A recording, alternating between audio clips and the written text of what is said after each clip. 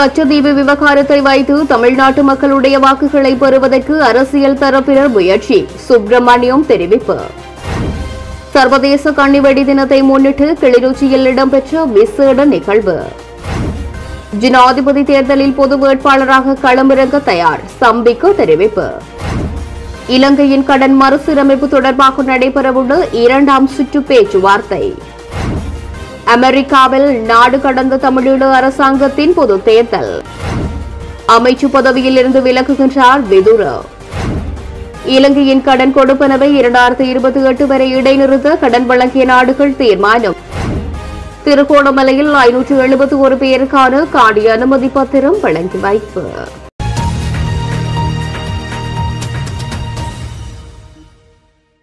இந்தியாவில் தேர்தல் களம் சூடுபிடித்துள்ள நிலையில் கச்சதீவு விவகாரத்தை வைத்து தமிழ்நாட்டு மக்களுடைய வாக்குகளை பெறுவதற்கு முயற்சிகள் மேற்கொள்ளப்படுவதாக அகில இலங்கை தொழிலாளர் சமூகங்கள் கூட்டமைப்பின் தேசிய அமைப்பாளர் MP சுப்பிரமணியம் தெரிவித்துள்ளார்.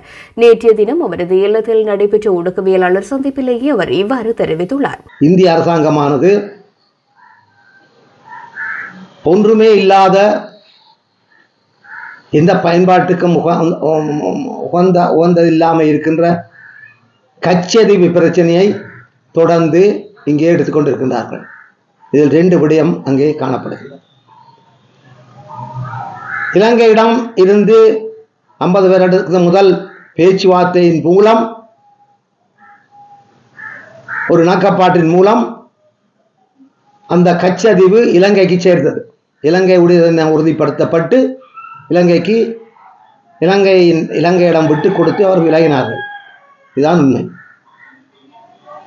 இப்பொழுது அதை மீளப்பெறுவதாக இந்திய தமிழ்நாட்டு மக்களுடைய வாக்கு வங்கியை பலப்படுத்துவதற்காக அதை மீள பெற்று தருவதாக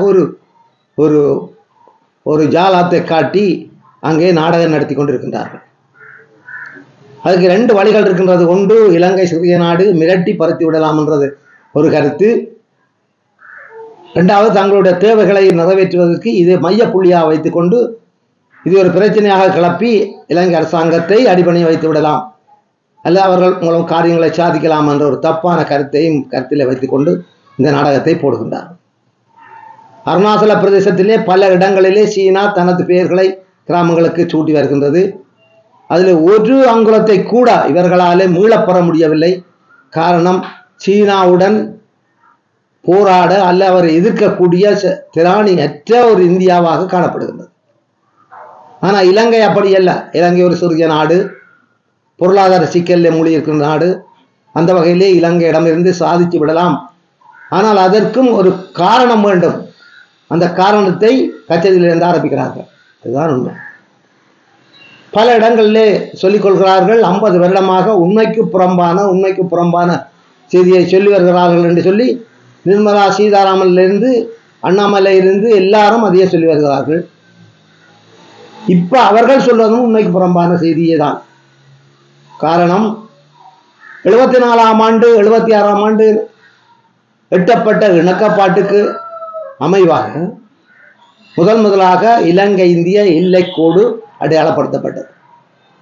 அந்த அடையாளக்கோட்டை தாண்டி எந்த நாடும் அத்துமுறை நுழைகிறதோ அது அவை நுழைகின்ற மற்ற நாட்டின் இறமையை பாதிக்கும் என்பது எல்லாருக்கும் தெரிந்தபடி. இது ஒரு புறம் இருக்க, ஒப்பந்தம் வருவதற்கு ஒரு முக்கியமான ஒரு காரணத்தை நான் சொல்றேன். இலங்கைக்கு சொந்தமான தீவா, இந்தியாவுக்கு சொந்தமான தீவா என்பதுக்கு அப்பாலே இலங்கை இந்தியா 2க்கும் சுதந்திரம் கிடைத்தது 1 வருட இடைவெளியில். 2 நாடும் பிரித்தானியாவின் ஆதிக்கத்தில் இருந்தது.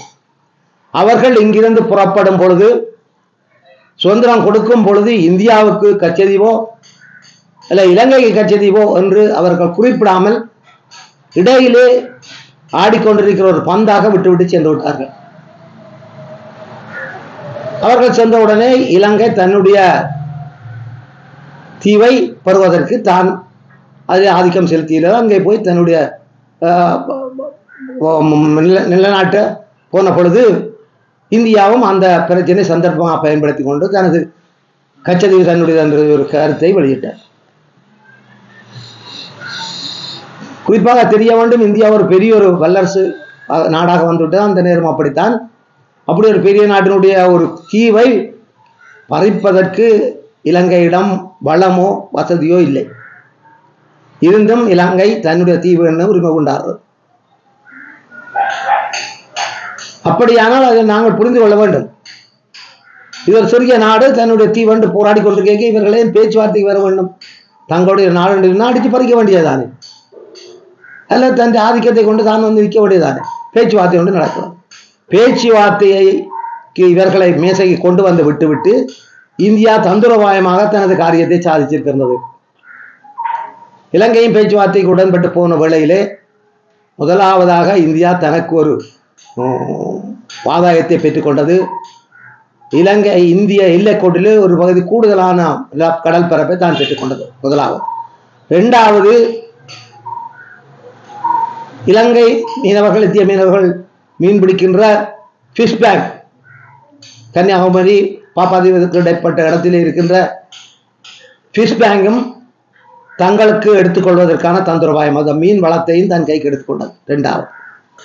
மூன்றாவது முக்கியமான ஒரு விடயம், கச்சதீவை இந்தியா எடுத்துக்கொண்டால் அல்லது இலங்கையிடமிருந்து பறித்து கொண்டால் அதிலே இருக்க போகின்ற இராணுவமோ கடற்படையோ இந்தியாவை சார்ந்த தமிழ்நாட்டு கடற்படை தான் இருக்க போகிறது.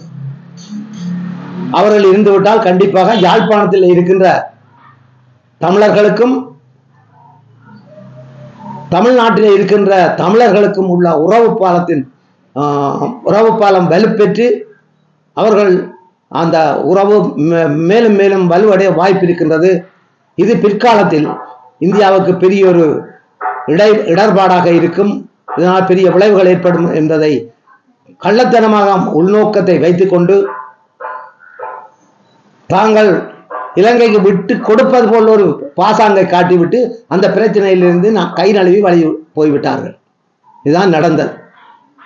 இங்கே இலங்கையை கொடுத்து விட்டால் அதில் இருக்கிறது சிங்கள இராணுவம் அல்ல சிங்கள கடற்படை.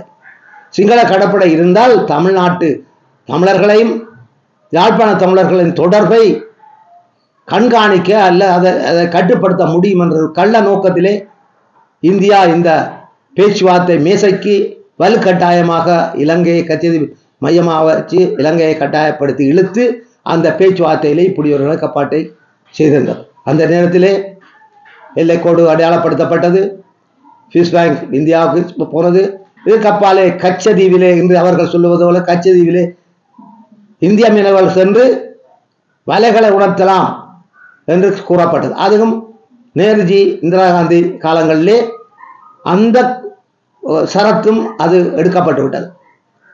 இப்பொழுது இருக்கிற சரத்தை பொறுத்தவரையிலே இந்திய மீனவர்கள் அந்த கடற்பரப்பிலே வலைகள் கூட உலர்த்த முடியாது, அப்படியான அறிக்கை தான் இந்தியாவில் இருக்கின்றது. இப்படி இருக்கும் பொழுது இன்று அரசியல் தேவைக்காகவும் நாட்டின் பாதுகாப்பு தேவைக்காகவும் இந்திய அரசாங்கம் கச்சதீவை ஒரு மைய புள்ளியாக எடுத்து அதிலிருந்து ஒரு பிரச்சனை ஆரம்பித்து இலங்கையை அடிபணிய இலங்கையை கொண்டு தனக்கு தேவையான சில வேலைகளை செய்வதற்கு முயற்சி எடுத்துக் கொண்டிருக்கிறது. இது ஒரு ஆரம்ப புள்ளியாகவே நான் கருதுகிறேன். இதை தவிர இந்திய மீனவர்களின் ஆதாயம் கருதியோ அல்லது இந்திய மீனவர்களுக்கு இந்த தீவை பெற்றுக் கொடுக்க வேண்டும் என்ற ஒரு நோக்கத்திலேயோ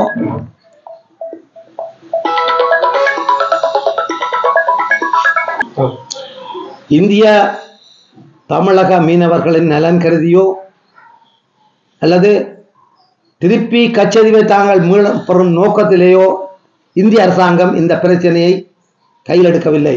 கண்டிப்பாக இலங்கையிடமிருந்து ஒரு இலங்கைக்கு அழுத்தத்தை கொடுத்து கச்சதீவு மூலமாக அழுத்தத்தை கொடுத்து தங்களுடைய காரியத்தை செய்வதற்கு தான் முயற்சி எடுக்கின்றது. தவிர எக்காரணத்தை கொண்டும் எந்த காலத்திலும் கச்சதீவை இந்திய அரசாங்கம் மீளப்பெறும் என்ற மீளப்பெறும் என்று நான் நினைக்கவில்லை. தன்னுடைய காரியத்துக்காக இந்த கச்சதீவை வைத்து இடையிலே பந்தாடுகிறதே தவிர கச்சதீவை தான் முழுமையாக பெறுவதற்கு இந்திய அரசாங்கம் முயற்சிக்கவில்லை, முயற்சிக்க மாட்டாது என்றுதான் நான் கருதுகின்றேன். சர்வதேச கன்னிவெடி தினத்தை முன்னிட்டு கிளிநொச்சி மாவட்டத்தில் விசேட நிகழ்வு ஒன்று இன்றைய தினம் இடம்பெற்றது. கிளிநொச்சி மாவட்ட செயலகத்திற்குட்பட்ட கிளிநொச்சி மத்திய கல்லூரி மைதானத்தில் இன்றைய தினம் காலை 10 மணியளவில் கிளிநொச்சி மாவட்டத்தில் உள்ள மனிதாபிமான கன்னிவெடி அகற்றும் நிறுவனங்களின் ஏற்பாட்டில் சர்வதேச கன்னிவெடி தின நிகழ்வு நடத்தப்பட்டது. குறித்த நிகழ்வில் வீடமைப்பு மற்றும் நகர அபிவிருத்தி அமைச்சர் பிரசன்ன ரணதுங்கு மற்றும் கடற்தொழில் அமைச்சர் டக்ளஸ் தேவானந்தா, வடமாகாண ஆளுநர் PSM சார்ல்ஸ், பதில் மாவட்ட செயலாளர், பிரதேச செயலாளர்கள், மனிதாபிமான கன்னிவெடி அகற்றும் நிறுவனங்களின் உத்தியோகத்தர்கள், ஊழியர்கள் என பலரும் கலந்து கொண்டிருந்தனர். இந்நிகழ்வில் கன்னிவெடி அகற்றும் பிரிவினர் காட்சிப்படுத்த இருந்த வெடிகுண்டுகளையும் பாதுகாப்பு கவசங்களையும் அமைச்சர்கள் பார்வையிட்டதோடு கன்னிவெடி அகற்றும் செயல்முறையும் அங்கே காண்பிக்கப்பட்டமை குறிப்பிடத்தக்கது. அரசியல் கூட்டணி ஒன்று எதிர்காலத்தில் மலரவுள்ளது எனவும் அதன் மூலம் பொது வேட்பாளராக களமிறங்குமாறு கோரிக்கை விடுத்தால் அதனை ஏற்பதற்கு தயார் எனவும் ஐக்கிய குடியரசு முன்னணியின் தலைவர் சம்பிக்க ரணவக்க தெரிவித்துள்ளார். சமகால அரசியல் நிலவரம் தொடர்பில் கருத்து வெளியிடுகையிலேயே அவர் இவ்வாறு தெரிவித்திருக்கின்றார். அவர் மேலும் தெரிவிக்கையில், ஜனாதிபதி தேர்தல்கள் தற்போது நடத்தப்பட வேண்டும். பொது தேர்தலை முதலில் நடத்துவதற்கு எவராவது முற்பட்டால் அது வெளிநாட்டு கடன் மறுசீரமைப்பு விவகாரத்தில் தாக்கம் செலுத்தும். வெளிநாட்டு கடனை மறுசீரமைப்பை எதிர்வரும் ஜூலை மாதத்துக்குள் செய்தாக வேண்டும்.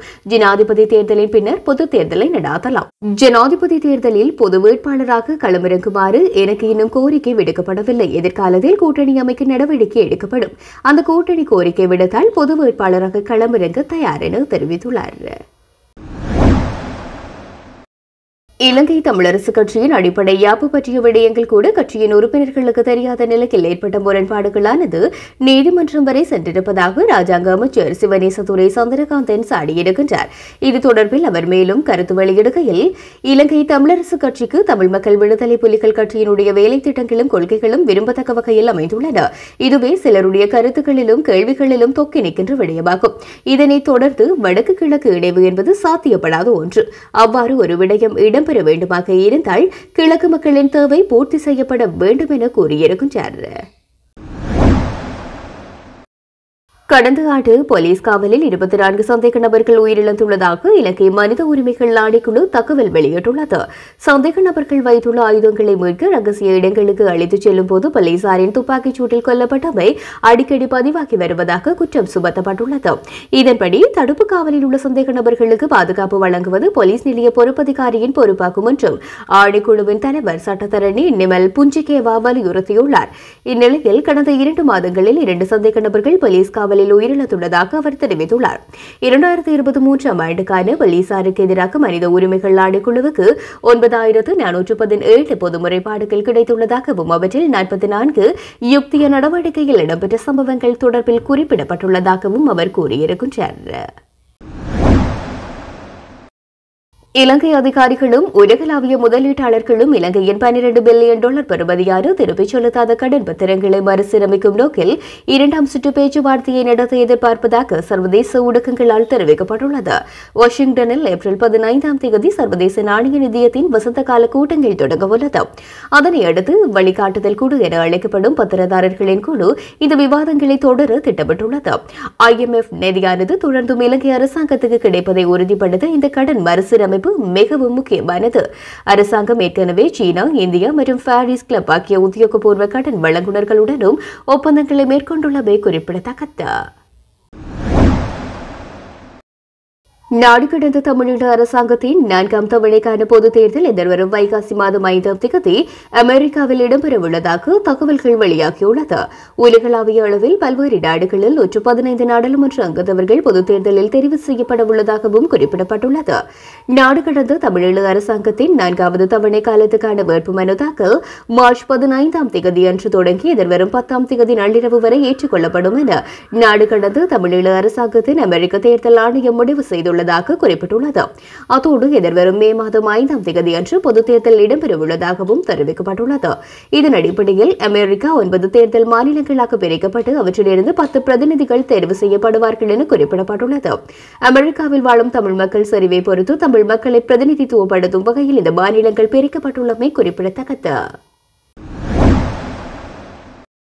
ஸ்ரீலங்கா சுதந்திர கட்சியின் அவசர அரசியல் குழு கூட்டத்தை கூட்டுமாறு கோரி அந்த கட்சியின் மூத்த துணைத் தலைவர் அமைச்சர் நிமல் ஸ்ரீபாலடி சில்வா பதில் பொதுச் செயலாளர் நாயகம் துஷ்மந்த மித்ரபாலவுக்கு கடிதம் ஒன்றை அனுப்பியுள்ளார். அமைச்சர் குறிப்பிட்டுள்ள விடயங்களில் நீதித்துறை தணிக்கை காரணமாக கட்சியின் தலைவரால் அந்த பதவியில் செயற்பட முடியாத நிலை ஏற்பட்டுள்ளதால் கட்சியின் செயற்பாடுகளை முன்னெடுப்பதற்கான ஏற்பாடுகளை அவசரமாக மேற்கொள்ள வேண்டியுள்ளதாகவும் அமைச்சர் குறிப்பிட்டார். அதன் காரணமாக எதிர்வரும் திங்கட்கிழமை காலை 10 மணிக்கு கூட்டத்தை அழைக்குமாறும் அவர் கேட்டுக்கொண்டார். நாடாளுமன்ற உறுப்பினர்களான தயாஸ்ரீ ஜெயசேகர மற்றும் ஷான் விஜயலால் சில்வா இவர்கள் தவிர்த்து ஏனைய அரசியல் பீட உறுப்பினர்களை முன்னாள் அதிபர் மைத்ரிபால சிறிசேன அக்கூட்டத்திற்கு அழைக்க வேண்டும் எனவும் கடிதத்தில் குறிப்பிடப்பட்டுள்ளது. நிமல் ஸ்ரீபாலடி சில்வாவின் கடிதத்துக்கு பதிலளிக்கும் வகையில் கட்சியின் பதில் செயலாளர் நாயகம் சார்த்தி துஷ்மந்த் அமைச்சர் நிமல் ஸ்ரீபாலடி சில்வாவுக்கு எழுதிய கடிதத்தில் கட்சி அரசியலமைப்பை நிலைநாட்டுவதற்கு சட்டத்துக்கு கட்டுப்பட்டவர் என தெரிவித்துள்ளார். சுதந்திர கட்சிக்கு முரணாக செயற்பட முடியாது எனவும் அதற்கமைவாக கூட்டுமாறு கோரப்பட்ட கூட்டத்தை நடத்த முடியாது எனவும் தெரிவிக்கப்பட்டுள்ளது. நீதிமன்றத்தினால் பிறப்பிக்கப்பட்ட தடை உத்தரவுக்கு தமக்கு இதுவரையிலும் கிடைக்கப்பெறாத காரணத்தினால் இந்த உத்தரவில் உள்ள உண்மைகளை அறியாமல் தற்போது செயற்படுவதற்கு சட்ட ரீதியான அதிகாரம் இல்லை எனவும் அமைச்சருக்கு பதில் செயலாளர் நாயகம் விடுத்துள்ள கடிதத்தில் தெரிவிக்கப்பட்டுள்ளது.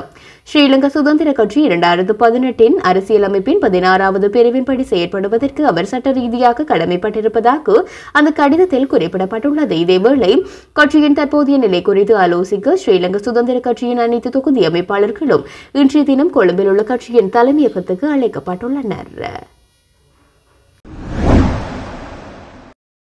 தேசிய அனுசரணை குழு உட்பட கலாச்சார அமைச்சில் பாரிய மாற்றங்கள் ஏற்படுத்தப்பட வேண்டும் என கலாச்சார அலுவல்கள் அமைச்சர் விதுர விக்ரமநாயக்க தெரிவித்துள்ளார். ஆனால் அவற்றை செய்ய முடியாமல் கடும் நெருக்கடியில் உள்ளதாகவும் தெரிவித்திருக்கின்றார். இனி தனக்கு மாற்று வேலை தேடுவது அல்லது பதவியில் இருந்து விலகுவதுதான் மிச்சம் எனவும் குறிப்பிட்டிருக்கின்றார். இது தொடர்பில் அதிபர் ரணிலுக்கு அறிவித்த போதிலும் இதுவரை தாம் எதிர்பார்த்த பதில் கிடைக்கவில்லை எனவும் கூறியிருக்கின்றார். கொழும்பில் நடைபெற்ற ஊடகவியலாளர் சந்திப்பின் போது அவர் இந்த விடயங்களை குறிப்பிட்டிருக்கின்றார். இலங்கை பிரதமர் தினேஷ் குணவர்த்தன தென்கொரியாவுக்கு விஜயம் செய்து அந்நாட்டு பிரதமர் ஹான் டெக் சூவை சியோலில் உள்ள பிரதமர் அலுவலகத்தில் சந்தித்துள்ளார். குறித்த சந்திப்பானது கடந்த வியாழக்கிழமை இடம்பெற்றுள்ளது. இது தொடர்பில் மேலும் தெரிய வருகையில் இலங்கைக்கு பல புதிய தொழில் வாய்ப்புகளுக்கான வழிகள் திறக்கப்படும் என்று பிரதமர் தினேஷ் குணவர்த்தனவிடம் தென்கொரிய பிரதமர் தெரிவித்துள்ளார். விவசாயம் மற்றும் நிர்மாணத்துறை உட்பட வேறு கைத்தொழில் துறைகளில் தனது நாட்டில் தொழில் வாய்ப்பில் ஈடுபட்டிருக்கும் தொழில் படைக்கு மேலதிகமாக சுகாதார சேவைகள் மற்றும் தொழில்முறை சேவைகளுக்கு புதிய தொழில் வாய்ப்புகளை வழங்குவதற்கான சாத்தியக்கூறுகள் தொடர்பாகவும் தென்கொரிய பிரதமர் சுட்டிக்காட்டியுள்ளார். கடந்த கால நிதி நெருக்கடியின் பின்னர் மீளெழுச்சி பெற்ற இலங்கைக்கு பாரிஸ் கழகத்தின் அங்கத்துவ நாடென்ற வகையில் எதிர்கால செயற்பாடுகளின் வெற்றிக்காக தமது நாடு எப்பொழுதும் துணை நிற்கும் எனவும் தென்கொரிய பிரதமர் தெரிவித்திருக்கிறார். மேலும் கொரிய மக்களும் இலங்கைக்கு விஜயம் செய்வதை மிகவும் விரும்புவதாகவும் மற்றும் உலகின் மிகவும் கவர்ச்சிகரமான சுற்றுலா இடங்களில் ஒன்றான இலங்கைக்கு விஜயம் செய்வதற்கான வாய்ப்புகளை வழங்க ஆதரவளிப்பதாகவும் தென்கொரிய பிரதமர் இணக்கம் தெரிவித்திருந்தமை குறிப்பிடத்தக்கது. இலங்கை அதன் கடன்களை மீளச் செலுத்துவதை 2028 ஆண்டு வரை இடைநிறுத்துவது குறித்து இறுதி பேச்சுவார்த்தைகளில் இலங்கைக்கு கடன் வழங்கிய நாடுகள் ஈடுபட்டுள்ளதாக நிக்கே ஏசியா தெரிவித்துள்ளது. இலங்கையில் சீனாவின் செல்வாக்கு அதிகரிப்பதை தடுப்பதற்காக ஜப்பான் உட்பட நாடுகள் முயற்சிகளை மேற்கொண்டுள்ள நிலையிலேயே இந்த பேச்சுவார்த்தைகள் இடம்பெறுவதாக நிக்கே ஏசியா தெரிவித்திருக்கின்றது.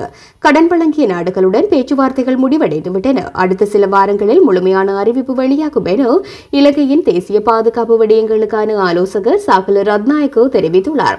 இலங்கை கடன்களை 15 வருடங்களுக்குள் மீள செலுத்த வேண்டியிருக்கும். இலங்கை 2022 ஏப்ரலில் வெளிநாட்டு கடன்களை மீளச் செலுத்துவதை தற்காலிகமாக இடைநிறுத்துவதாக அறிவித்திருந்தது. இதன் மூலம் இலங்கை தன்னை வங்குரோத்து நிலைக்கு உட்படுத்தியது. 2023 ஏப்ரலில் கூட்டத்தில் இலங்கைக்கு கடன் வழங்கும் நாடுகள் குழு ஏற்படுத்தப்பட்டது. சீனாவுக்கு பின்னர் இலங்கைக்கு அதிகளவு கடன்களை வழங்கிய நாடான ஜப்பான், இந்தியா, பிரான்சுடன் இந்த குழுவில் இடம்பெற்றுள்ளது. இலங்கையை தளமாக கொண்டு இந்தோ பசிபிக்கில் சீனா அகலக்கால் பதிப்பது குறித்து இந்தியா, ஜப்பான் உட்பட இலங்கைக்கு கடன் வழங்கிய நாடுகள் சில கவலை கொண்டுள்ளன. எனினும் அம்பாந்தோட்டை துறைமுகம் தொடர்பான உடன்படிக்கை முற்றிலும் வர்த்தக நோக்கங்களை கொண்டது என தெரிவித்த சாகல ரத்நாயக்கம் இதில் ராணுவ நோக்கம் எதுவும் இல்லை. இலங்கை வெளிநாட்டு முதலீட்டுக்கு தயாராக உள்ளது. நாங்கள் இந்த நாடு என்ற அடிப்படையில் முதலீட்டாளர்களை தெரிவு செய்வதில்லை. தேசிய பாதுகாப்புக்கும் பாதுகாப்பு ஏற்படுத்தினால் மாத்திரம் அது குறித்து கரிசனை கொள்வோம் என தெரிவித்தார். எனினும் இந்தியாவின் பாதுகாப்புக்கு ஆபத்தை ஏற்படுத்தக்கூடிய நாட்டின் வடபகுதி குறித்து நாங்கள் கவனத்துடன் இருக்கின்றோம் எனவும் அவர் தெரிவித்திருக்கின்றார். வெடுக்குநாரிமலை ஆதிசிவன் ஆலயம், குருத்தூர்மலை ஆதிசிவன் ஆலயம் போன்ற இடங்களில் தமிழ் மக்களுடைய வழிபாட்டு உரிமைக்கு விடுக்கப்பட்ட சவால்களுக்கு தீர்வு காணப்பட வேண்டும் என சைவ மகா சபையின் பொதுச் செயலாளர் பரானந்தகுமார் வேண்டுகோள் விடுத்துள்ளார். கொழும்பு பௌத்த வாலிபர் சங்கத்தினர் நேற்றைய தினம் யாழுக்கு விஜயம் மேற்கொண்டுள்ளதுடன் நாட்டில் ஏற்பட்டுள்ள பொருளாதார நெருக்கடி மற்றும் இன மத ரீதியான பிரச்சினைகள் தொடர்பாக நேற்றைய தினம் மாலை யாழ்ப்பாணம் வணிகர் கழகத்தில் விசேட சந்திப்பொன்றையும் மேற்கொண்டனர். குறித்த சந்திப்பில் சபைய தலைவர்கள், யாழ்ப்பாண வணிகர் கழகத்தினர், சிவில் சமூகத்தினர் உள்ளிட்ட பலரும் கலந்து கொண்டிருந்தனர். குறித்த சந்திப்பிலேயே பரானந்தகுமார் தொடர்ந்தும் தெரிவிக்கையில், இன்றைய தினம் கொழும்பு பௌத்த சங்கத்தினர், யாழ் வணிகர் சங்கத்தினுடைய ஏற்பாட்டோடு மத தலைவர்களையும் சிவில் சமூக பிரதிநிதிகளையும் ஒருங்கிணைத்து ஒரு கலந்துரையாடல் ஒன்றை ஈடுபட்டிருந்தனர். அந்த வகையிலே மருத்துவர் பரானந்தகுமாராகிய நான் அகில இலங்கை சைவ மகா சபையினுடைய பொதுச் செயலாளர் என்ற வகையிலே இதை கலந்து கொண்டிருந்தேன். அந்த வகையிலே எங்களுடைய மக்களுடைய சில பிரதான கோரிக்கைகளை இன்றைய காலகட்டத்திலே நாங்கள் எதிர்நோக்குகின்ற சவால்களை அவர்களுடைய கவனத்துக்கு கொண்டு வந்திருக்கின்றோம். அவர்களும் கரிசனையோடு அதை செவிமடுத்திருக்கிறார்கள். குறிப்பாக மத ரீதியாக அண்மையிலே இல்லாடி இன ரீதியாக அண்மையிலே வழிபாட்டு உரிமைக்கு விடப்பட்டிருக்கின்ற சவால்களை, வெடுக்குநாரிமலை ஆதிசிவன் கோவில், குருந்தூர்மலை ஆதிசிவன் கோவில் போன்ற இடங்களிலே நடைபெற்றிருக்கக்கூடிய தமிழ் மக்களை பாதித்திருக்கக்கூடிய தமிழ் மக்களுடைய வழிபாட்டு உரிமைக்கு விடத்திருக்கக்கூடிய சவால்களை அவர்களுடைய கவனத்துக்கு கொண்டு வந்திருக்கின்றோம். நிச்சயமாக அவர்களை அதை தென்னிலங்கையிலே அங்கே நாங்கள் கொண்டு சேர்ப்பதாகவும் ஒரு அழுத்தத்தை பிரயோகிப்பதாகவும் அவர்கள் சொல்லியிருக்கின்றார்கள். தாங்கள் இதை ஆதரிக்கவில்லை என்பதையும் சொல்லியிருக்கின்றார்கள். மிக பெரும்பாலானவர்கள் இந்த இதற்கு எங்களோடு ஆதரவாக இருப்பது என்பதை சொல்லியிருக்கிறார்கள். அதை நாங்கள் செயலிலே அதை காண வேண்டும் என கேட்டிருக்கின்றோம். அதேபோல எங்களுடைய நீண்டகால பிரச்சினைக்கு அதிகார பகிர்வு கிடைக்க வேண்டும். அதற்குரிய எங்களுடைய இதிலே எங்களுடைய இந்த நாட்டிலே இந்த ரெண்டு இனங்களுக்கு இடையிலே ஏற்பட்டு கொடுக்கக்கூடிய இந்த முருகல், இந்த பொருளாதார நெருக்கடியை தோற்றுவித்து முழு இலங்கையுமே பாதிக்கப்பட்டிருக்கின்ற இந்த நிலைமையிலே எங்களுக்கு கிடைக்க வேண்டிய உரிமைகளை சமனாக பகிர்ந்து கொள்ள வேண்டும் என்பதிலே மிக ஆணித்தரமாக அவர்களுக்கு வலியுறுத்தி இருக்கின்றோம். அவர்களும் தாங்களும் அதனை பதங்கள் மாறினாலும் அந்த விடயத்திலே மிகவும் நிச்சயமாக செய்ய வேண்டும் என்பதை கூறியிருக்கின்றார்கள். அதேபோல மயிலத்தமடு பிரதேசத்திலே இந்த வாயில்லா ஜீவன்கள் வதைக்கப்படுவதையும் அங்கே இருக்கக்கூடிய பண்ணையாளர்கள் பாதிக்கப்படுவதையும் கூறியிருக்கின்றோம். இவ்வாறான அதாவது இப்போது எரிபற்றி நிலையிலே இருக்கக்கூடிய இந்த பிரச்சனைகள், இதற்கு அடிப்படை காரணமாக இருக்கக்கூடிய அடிப்படை பிரச்சனைகள் என்பவற்றை இந்த நாட்டிலே தீர்ப்பதன் மூலமாக இங்கே இருக்கக்கூடிய அனைத்து இன மத மக்களும் மிகவும் சிறப்பாக நல்லுறவோடு வாழக்கூடியதாக இருக்கும் என்பதையும், எவ்வாறு கொழும்பிலே இருப்பவர்கள் இல்லாட்டி தென்பகுதியிலே இருப்பவர்கள் அனுபவிக்கின்ற சகல உரிமைகளும் வடக்கு கிழக்கிலே இருப்பவர்களுக்கும் கிடைக்க வேண்டும்.